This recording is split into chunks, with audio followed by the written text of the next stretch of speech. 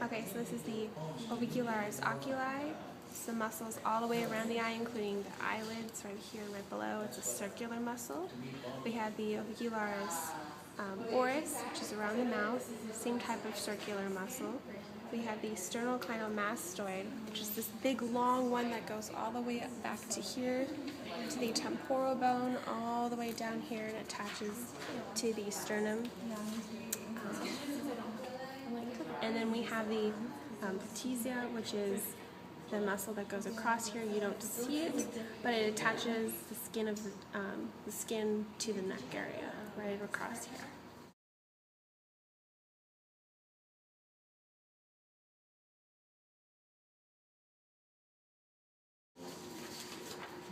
So here we have the diaphragm, which is this whole muscle back here and back here. We have the caval opening, which is this one. We have the aortic hiatus, which is that. We have the esophageal hiatus. We have the deltoid muscle. Then flip him on his back. We have the, again, still the deltoid. We have the trapezius muscle, which is this big long kite-shaped thing. We have the latissimus dorsi, which is this one going in the back. So this is the biceps brachii. It has two origins, the two tendons of origin, both on the scapula. So if you take off the deltoid, you can see them going into the scapula right there. And it has an origin of insertion on the radius, so going out to the thumb. Oh, we lost it. Runaway hand. Runaway hand. And its action is it's going to flex the forearm at the elbow joint, so it's going to go like this. And it flexes the arm at the shoulder, so we can't see it, but it's going to go like this. And then the brachialis is right below the biceps radii. So you're going to pull this off. Here you can see it. It's this one right here. And its origin is on the humerus, right about there. Its insertion is on the ulna, so it's going to be inserting on this side over here. And then it's also going to flex the arm at the elbow joint. So this is the triceps brachii. It's on the posterior side of the arm, and it has 3 tendons of origin, 2 on the humerus, and then 1 on the scapula. Its tendon of insertion is going to be on the ulna, which is back here. And then its action is to extend the forearm at the elbow, so it's going to go like that. These muscles. I think that's it for the arm. So this is the brachioradialis. Its tendon of origin is the humerus, so it's going to be up in here. Its tendon of insertion is the radius, so it's going to be down in here. And its action is it's going to flex the forearm at the elbow joint, so it's going to go like this. Which way? Like this. And we use that as a reference point for the next two because they're going to be flanking it on either side. The flexor carpi radialis is this one right here, not that one, this one, because it's going to go all the way down. And its tendon of origin is also the humerus, so it's going to go and connect up here. Its tendon of insertion is the metacarpals, so it's going to hang out over there. Its action is it flexes the hand at the wrist joint. So for flexion, you're going to get that movement. The extensor carpi radialis, if we go and we start from the brachioradialis, it's going to be right here. It's going to be this one.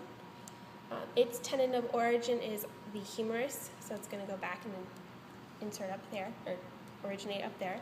And its tendon of insertion is also the metacarpals. So it's going to go and insert around here. And it extends the hand at the wrist joint. So it's going to go this way.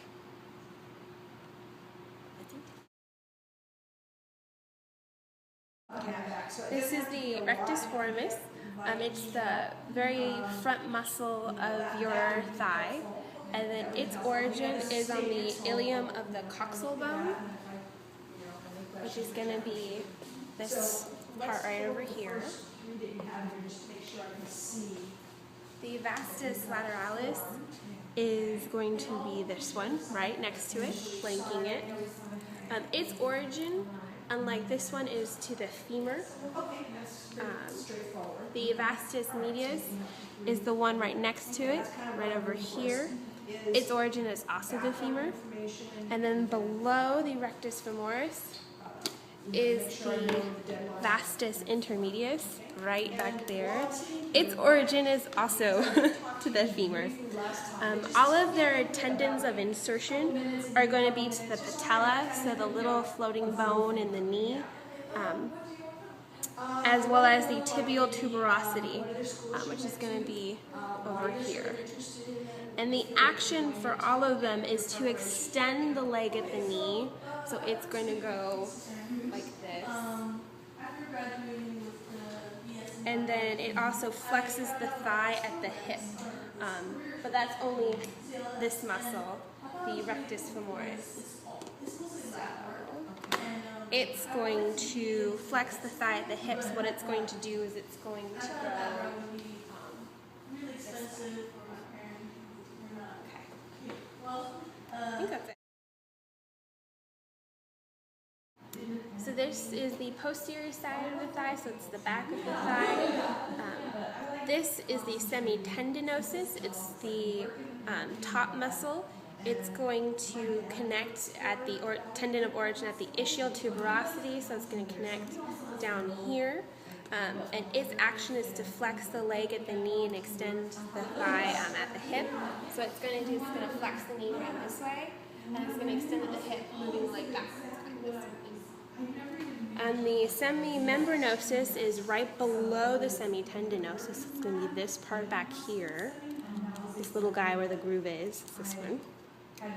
Its origin is also the ischial tuberosity of the coxal bone. It has the same action, so it's going to flex the leg at the knee, and it's also going to extend the thigh at the hip to move the leg backwards. The biceps femoris is also connected to the ischial tuberosity of the coxal bone, and it also flexes the leg at the knee and extends the thigh to move the hip backwards, or to move the leg backwards at the hip. Your sartorius is this nice, long, thin guy at the front of your thigh. It also flexes at the knee, and it also flexes, abducts, and laterally rotates the thigh at the hip to allow us to sit with crossed legs. So it's going to do this part, and then it's going to go and move this way so we can sit. The gluteus maximus is the butt. It extends the thigh at the hip to move the leg backwards, and it also rotates the thigh laterally. The gracilis muscle is the most medial muscle of the thigh. It's this portion on the interior part of your thigh. And it abducts the thigh, so it brings it in. So it goes whoosh. It immediately rotates the thigh and also flexes the leg at the knee. This is the tibialis anterior. It's a part of your lower leg muscles, and it's going to have its tendon of origin at the tibia, so up here. And its tendon of insertion is at the metatarsal, so down here. And its action is it's going to dorsiflex the foot at the ankle. This happens when you stand on your heels. So it's going to go like this. And we know that muscle is contracting and causing that. Your gastrocnemius is your calf muscle on the backside. So it's this nice big chunk right here. Its tendon of origins are at the lateral and medial condyle of the femur. Those little knobby parts are going to be back there. Its insertion is the calcaneus of the heel bone, so right here. Particularly, we call this tendon the the calcaneal tendon or the Achilles tendon. And its action is to flex the leg at the knee joint, and it's going to plantar flex the foot at the ankle joint. So this is what happens when you stand on your toes. So if you go like this, these muscles are contracting and holding it together. And the soleus is the muscle that is located right below the calf muscles of the gastrocnemius, and it's just underneath it.